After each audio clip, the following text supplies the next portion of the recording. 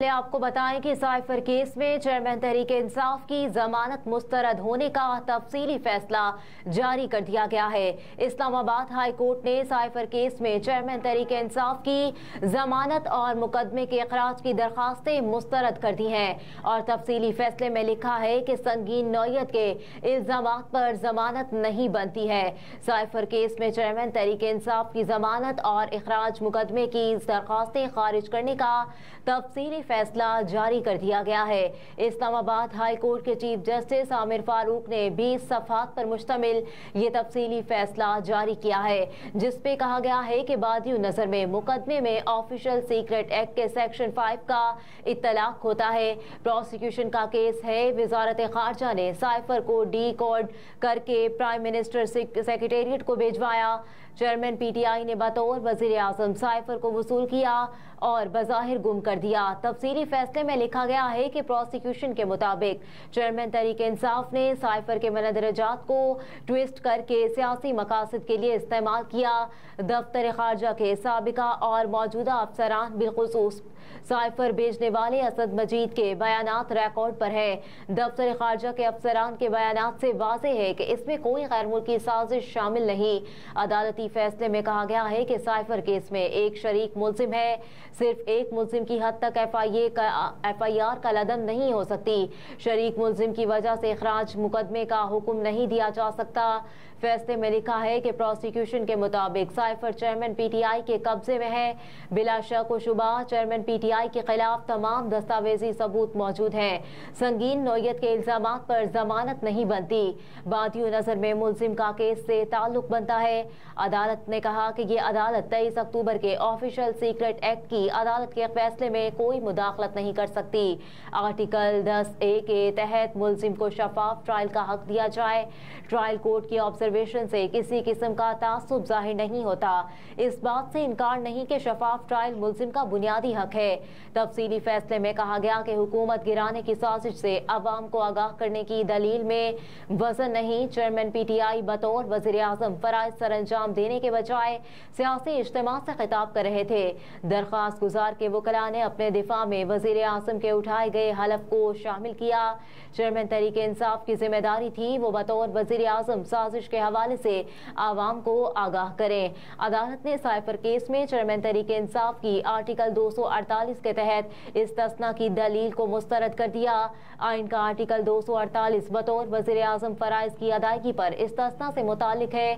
Petitioner का cipher से मुतालिक सियासी इज्तिमा से खिताब बतौर वजीर आजम अदा की जाने वाली जिम्मेदारियों में नहीं आता। मुल्क में आम इंतखाबात 28 जनवरी 2024 को कराने की तजवीज़ दी गई है। मुल्क में आम इंतखाबात 28 जनवरी 2024 को कराने की तजवीज़ सामने आ गई है। ताहम पोलिंग के लिए इतवार का दिन मुकर्रर करने पर मुशावरत जारी है। इलेक्शन कमीशन ने मुल्क में आम इंतखाबात 28 जनवरी 2024 को कराने की तजवीज़ दे दी है। ज़राए ने कहा है कि इलेक्शन कमीशन में पोलिंग के लिए इतवार का दिन मुकर्रर करने पर मुशावरत जारी है। ज़राए इलेक्शन कमीशन ने बताया कि इंतखाबी शेड्यूल के हवाले से सुप्रीम कोर्ट को आगाह किया जाएगा। इंतखाबी शेड्यूल हल्का बंदियों के बाद जारी किया जाएगा। हल्का बंदियाँ 30 नवंबर को मुकम्मल की जाएंगी। गुज़िश्ता रोज़ इलेक्शन कमीशन ऑफ पाकिस्तान ने इंतखाबात में ताख़ीर के हवाले से क़यास आराइयों की तरदीद करते हुए कहा था कि इंतखाबात में किसी किस्म का अभाव नहीं, इंतखाबात मुलतवी होने का कोई इम्कान नहीं है। इलेक्शन कमीशन ने कहा था कि हल्का बंदी का पहला मरहला मुकम्मल हो चुका, जबकि एतराज़ात दायर करने का मरहला कल मुकम्मल हो जाएगा। जबकि हल्का बंदी पर एतराज़ात की समाअत 30 अक्टूबर से शुरू होगी और 30 नवंबर को इलेक्शन कमीशन हल्का बंदियों की हतमी फहरिस्त शाया कर देगा। इलेक्शन कमीशन की आइंदा आम इंतखाबात के हवाले से तैयारियां मुकम्मल है। हल्का बंदियों की हतमी अशात के फौरन बाद इंतखाबी शेड्यूल का ऐलान किया जाएगा। जस्टिस मज़ाहिर अली अकबर नकवी को शोकाज नोटिस जारी। सुप्रीम कोर्ट के जज जस्टिस मज़ाहिर अली अकबर नकवी को कोड ऑफ कंडक्ट की खिलाफ वर्जी के इल्जामात में सुप्रीम जुडिशल काउंसिल ने शोकाज नोटिस जारी कर दिया। ज़राए के मुताबिक सुप्रीम जुडिशल काउंसिल ने शोकाज नोटिस में कहा कि जस्टिस मज़ाहिर अली अकबर नकवी 14 दिन में शोकाज नोटिस का जवाब दें। काउंसिल के 3 अरकान ने नोटिस जारी करने के हक में वोट दिया, जबकि 2 अरकान ने मुखालिफत की। जुडिशल काउंसिल के इजलास में जस्टिस सरदार तारिक मसूद की राय पर बहस की गई। जस्टिस मज़ाहिर अली अकबर नकवी के खिलाफ कोड ऑफ कंडक्ट की खिलाफ वर्जी की शिकायत 23 फरवरी को सुप्रीम जुडिशल काउंसिल में दायर की गई थी। दरखास्त गुजार मियां दाऊद की जानिब से दायर करदा शिकायत में जस्टिस मज़ाहिर अली अकबर नकवी पर मुबैना मिसकंडक्ट, बदउनवानी, टैक्स तफसीलात में रद्दोबदल, अकरबा परवरी और एक सियासी जमात के लिए नरम गोशा रखने जैसे इल्जामात आयद किए गए। ये शिकायत आइन पाकिस्तान के आर्टिकल 209 के तहत चेयरमैन सुप्रीम जुडिशल काउंसिल के दफ्तर में फाइल की गई। शिकायत में मुबैना ऑडियो टेप का मतन भी शामिल किया गया है।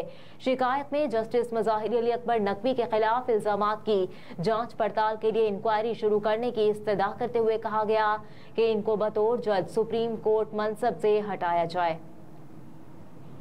गैर कानूनी मुकीम अफराद की वापसी की डेडलाइन में तोसी न करने का फैसला।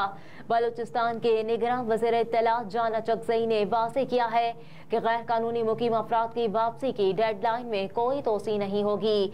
प्रेस कॉन्फ्रेंस से खिताब में जाना चकज़ई ने कहा कि 13 लाख गैर कानूनी मुकीम अफराद को निकालने पर नज़रसानी न करने का फैसला किया है।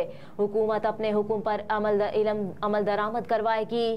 कुछ सियासी जमातें इस मामले को सियासी इशू बनाने की कोशिश कर रही हैं। जाना चकज़ई ने कहा कि तमाम इदारे गैर कानूनी मुकीम अफराद को निकालने का काम करेंगे।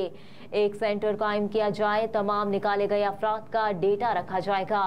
वाज़ेह किया कि इन अफराद को रिहाइश देने वालों के खिलाफ सख्त कार्रवाई होगी। तमाम गैर कानूनी अफराद के मालिक मकान को घर खाली करवाने की हिदायत करती है। जिसके घर से कोई गैर कानूनी फर्द मिला, उस घर के मालिक के खिलाफ कार्रवाई होगी। निगरान सूबाई वज़ीर इत्तलात ने बताया कि बाज़ लोग पाक अफगान सरहद चमन और स्पेन बोल्दक पर रियायत मांग रहे हैं, लेकिन ये रियायत नहीं दी जा सकती क्योंकि अब 1 डॉक्यूमेंट रजीम ने आना है।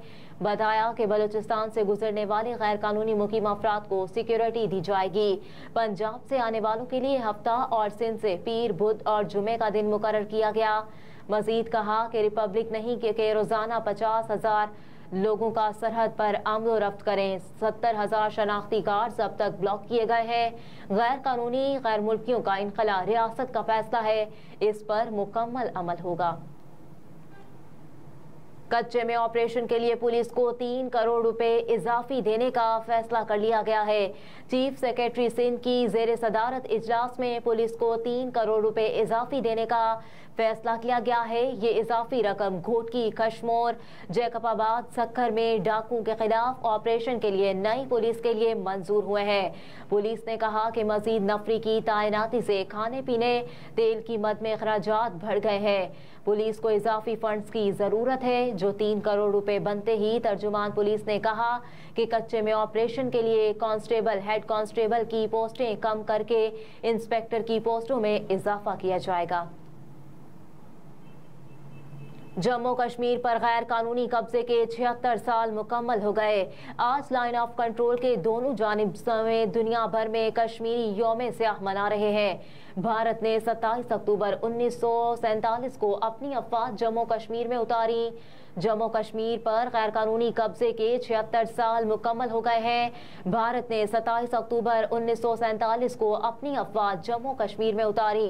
काबिज फौज ने कश्मीरियों को बुनियादी इंसानी हुकूक से ही यकसर महरूम रखा, जिसके बाद इंसानियत सोज वाक़यात का ऐसा सिलसिला शुरू हुआ जो आज तक जारी है।